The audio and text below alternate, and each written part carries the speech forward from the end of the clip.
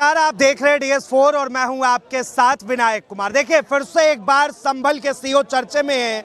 जिस तरीके से होली के वक्त संभल के सीओ ने बयान दिया था कि 1 दिन का होली और 52 दिन का जुम्मा आता है, अब उसके बाद संभल के सीओ लगातार जो है कहते हुए नजर आ रहे हैं कि अगर मेरी प्रतिक्रिया इतनी गलत थी तो किसी ने जो है हाई कोर्ट और सुप्रीम कोर्ट का दरवाजा क्यों नहीं खटखटाया। अगर जो है यही चीजें गलत लगती है तो किसी ने उस टाइम बवाल क्यों नहीं किया। अब साफ तौर पे एक तरफ भारतीय जनता पार्टी के नेता कहते हुए नजर आ रहे हैं कि नवरात्र आ रहा है, ईद आ रहा है और मीट बंद होना चाहिए। इन तमाम मुद्दों पर बातचीत करने के लिए इस वक्त हमारे साथ शर्मा जी है, जुड़ेंगे, बातचीत करेंगे। शर्मा जी, संभल के सीओ का एक और बयान आया है, कह रहा है कि जिन्हें भाई मेरे उस बयान से प्रॉब्लम थी उन्होंने सुप्रीम कोर्ट और हाई कोर्ट का दरवाजा क्यों नहीं खटखटाया। हाई कोर्ट का दरवाजा कहाँ से खटखटाते? पहले तो हाई कोर्ट के जज के साथ बोरी भर के तो नोट लेके जाने पड़ते, फिर दरवाजा खटखटाया जाता। हाई कोर्ट के जज ही तो हैं यशवंत वर्मा, जिनके घर से बोरी भर के नोट बरामद हुए हैं। उनके आप फैसलों पे जरा नज़र डाल लीजिए, पता चल जाएगा आपको कि कैसे फैसले दिए गए हैं, साफ पता चल जाएगा क्या कहा है। तो जिसके पास नोटों की भरी हुई बोरियां होंगी वो बेचारा हाई कोर्ट जाएगा और उसके बावजूद भी फेवर में मिलना नहीं फैसला। आपकी हमारी अनेकों बार बात हुई है, हमने अनेकों बार बोला ना इस बात को कि न्यायपालिका में भी दीमक लग चुकी है। बस अब कोई उनकी बातों को लेके हाई कोर्ट या सुप्रीम कोर्ट नहीं पहुंचा तो आज वो सीना चौड़ा करके दिखा रहे हैं। देखो, इसका मतलब तो मैंने सही कहा था ना कि एक पुलिस अधिकारी जो है इस तरह की बयानबाजी कर रहे हैं। अब कुछ दिन बाद जो है संभल में फिर नवरात्रे को लेकर नए नए बात सामने आएंगे, क्या कहेंगे? बार बार जो है हिंदू आस्था को जो है सिर्फ टारगेट क्यों करते हैं? कौन कर रहा है हिंदू आस्था को टारगेट? कोई नहीं कर रहा, ये जबरदस्ती कर रहे हैं। आ बैल मुझे मार, एक बड़ी पुरानी कहावत आपने सुनी होगी, बार बार कहते हैं, इसी काम को करते हैं, आ बैल मुझे मार, आ बैल। अभी आपने ताजे ताजे बयान सुने हैं ना, ईद है, मीठी ईद है, सेवैयाँ खाइए, मटन मत खाइए, ठीक है जी। अभी 12 दिन पहले होली गई थी, होली पे आपने ये अपील क्यों नहीं जारी करी? भैया होली पे पवित्र त्यौहार है, मटन मछली मुर्गा मत खाना, दारू मत पीना। क्यों? ये तो सिर्फ हिंदुओं का त्यौहार था, हिंदुओं का त्यौहार था होली। तो होली पे तो आपने कोई अपील जारी नहीं करी कि मांस और मदिरा का सेवन मत करना, उसका त्याग करना। 4-4 किलोमीटर लंबी लाइन लग रही थी मटन खरीदने के लिए। 800 रुपये किलो बिकने वाला मटन 1200 रुपये किलो बिक रहा था। मुर्गों के लिए लाइन लग रही थी, मुर्गों के लिए 200 रुपये किलो बिकने वाला मुर्गा 300 रुपये बिक रहा था। मछली बिक रही थी, सबने खाई है, तमाम लोगों ने मटन मछली मुर्गा खाया, तमाम लोगों ने दारू पी। तब तो आपने एक बार भी एडवाइजरी जारी नहीं करी। और होली, वो होली जिसे मुसलमान मनाते ही नहीं, सारे हिंदू ही मनाते हैं, और सारे हिंदुओं की लाइन लगी थी मटन मछली मुर्गा खाने में।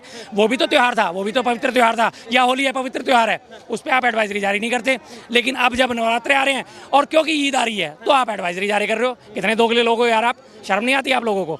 बिल्कुल, इतना दोगलापन कहाँ से लाते हैं भाई ये लोग? शर्मा जी, आता हूँ। चाचा क्या कहेंगे? देखिए, मीट की दुकानों पर जो है बवाल मचा हुआ है। शर्मा जी के आज गला बज गया है। आज लगभग 2014 से यहाँ आते हैं और बड़े लंबे लंबे भाषण देके चले जाता है, मिलता है इनको अंडा। दिल्ली में भी नहीं कुछ मिला और जीरो मिल गया इनको, कुछ भी नहीं मिला।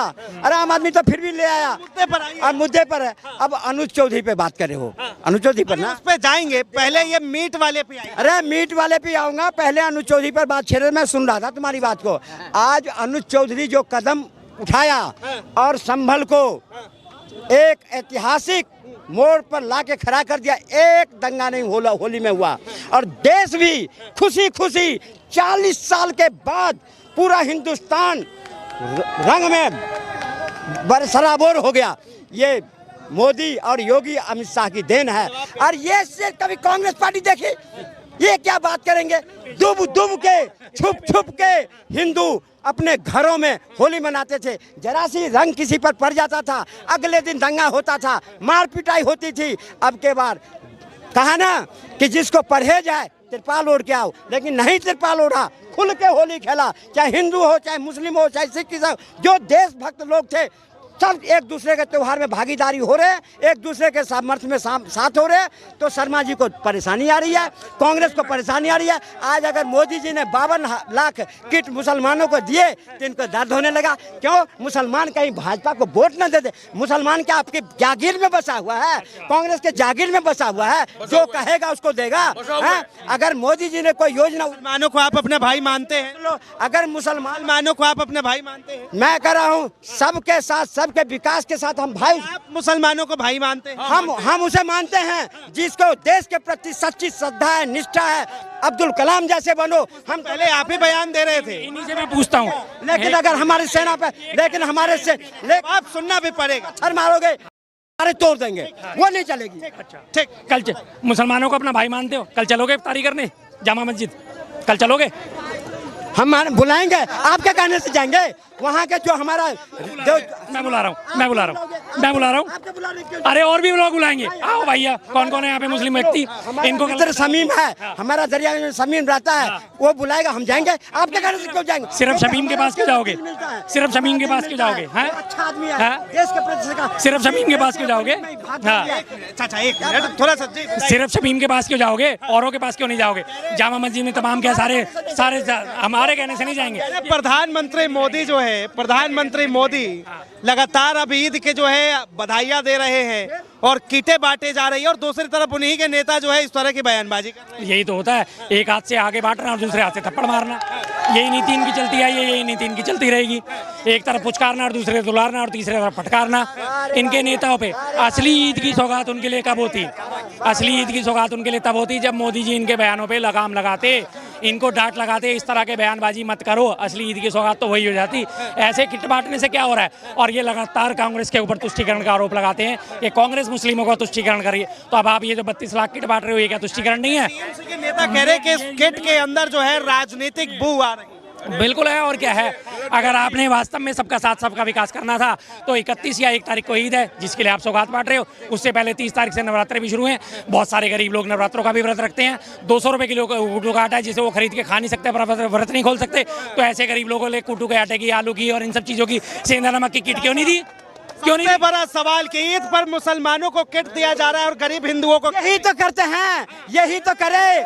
52 साल बांट के रखे ना, 52 साल यही तो करे। जो एक मुसलमानों को दे करके एक बोर्ड और तो वही, अरे सुन लो उसको पुचकारते रहे। आज खिसक रहा है, इनको दर्द हो रहा है, इनको परेशानी आ रही है। अरे हिंदू तो पहले भी हिंदुओं के टैक्स के पैसे से हज भेजता था, इनको सब्सिडी मिलती है, मंदिर के पैसों से सब्सिडी मिलती है। अरे शर्मा जी, कितना भी आप उसको बलगाओ, जो सच्चा मुसलमान है, जिसको देश के प्रति निष्ठा है, देश के वफादार है, और जो देश के गद्दार है, उसकी कुटाई हो रही है। और जो देश के वफादार है आज देश में है, और जो गद्दार थे आज अगर बॉर्डर खुला था चले गए होते तो आटा के लाइन में लगे होते। पाकिस्तान के चले पाकिस्तान में लाइन में लगे होते आटा के लिए। कांग्रेस पार्टी ने कहा था, जो आज वही जो है सो कांग्रेस भेज रहा है, जिसने देश के साथ गद्दारी कर रहा है, जो सेना पे पत्थर चला रहा है, उसी के तोड़े जा रहे हैं। साल से सरकार आपकी है, फिर भी राग अलापे जा रहे हैं। राजेंद्र के जिसने जो कांग्रेस ने जो मजबूती से साल की बात कीजिए। ठीक है, आता हूँ।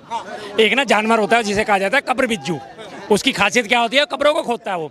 जहाँ भी कहीं लाशें दबी होती है, दफनाई गई होती हैं, उन लाशों को खोद के खाने का काम करता है। ये वो लोग हैं कब्र बिज्जू। इन्हें फ्यूचर से कोई लेना देना नहीं, इन्हें वर्तमान से कुछ लेना देना नहीं। गड़े मुर्दे 50 साल पुराने, 60 साल पुराने, 100 साल पुराने, 200 साल पुराने, 300 साल पुराने गड़े मुर्दे उखाड़ने का काम है इनका, और इसके अलावा कुछ नहीं है।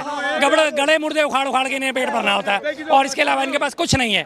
अपनी बात कहानियाँ गाई जा रही हैं, लगातार ये कहानियाँ गाई जा रही हैं। आतंकवाद देशभक्त नहीं है, मुसलमान का देशभक्त नहीं है। ये एक मिनट चुप। ये बोल रहे हैं कि हमारे पैसे से, हमारे टैक्स के पैसे से हम उन्हें हज की सब्सिडी देते हैं। 22 देश में 22 करोड़ से 25 करोड़ के बीच में अनुमानित आबादी मुसलमानों की। क्या वो लोग टैक्स नहीं देते? क्या वो लोग टैक्स नहीं देते? कोई भी व्यक्ति जो सुबह एक 5 रुपए का बिस्कुट का पैकेट खरीदता है, क्या वो टैक्स दे के नहीं लाता? 5 रुपए का उस पर MRP लिखा होता है। MRP का मतलब maximum retail price inclusive all taxes. जो 5 रुपए का बिस्कुट खरीद के लाया, क्या वो टैक्स दे के नहीं लाया? क्या मुसलमान अगर पेट्रोल भरवाते हैं, क्या वो बिना टैक्स का पेट्रोल भरवाते हैं? क्या मुसलमान आटा खरीद के लाते हैं पैकेट बंद, क्या वो बिना टैक्स का आटा खरीद के लाते हैं? क्या मुसलमान 280 रुपए किलो की अरहर की दाल खरीद रहे हैं, बिना टैक्स की खरीद रहे हैं? क्या मुसलमान घी खरीद के ला रहे हैं, बिना टैक्स का खरीद के ला रहे हैं? क्या मुसलमान अगर रेडीमेड कपड़ा खरीद रहे हैं, क्या उसमें 5% GST नहीं दे रहे हैं? कैसे नहीं दे रहे हैं? उनका टैक्स भी तो शामिल है। लेकिन इन जैसे बेवकूफ़ों के दिमाग में क्या भर रखा है कि भारत में टैक्स सिर्फ जो 3.5 करोड़ इनकम टैक्स देने वाले लोग हैं वही लोग टैक्स देते हैं। नहीं, ये पता ही नहीं। 1960-65 में वक्फ बोर्ड की प्रॉपर्टी उधर मैं कर रहा हूँ। आज भी मुसलमान पटरी पर बैठा हुआ है। क्यों नहीं दिए? 52 साल देश में शासन करे, उसके शोषण। अच्छा, एक मिनट चाचा। IAS IPS मोदी के राज में बन रहा है मुसलमान, सवाल इनके राज में नहीं बना। IAS IPS के भी सुनिए। हाँ, इन्होंने एक मिनट पहले सवाल, 1 मिनट। अब इन्होंने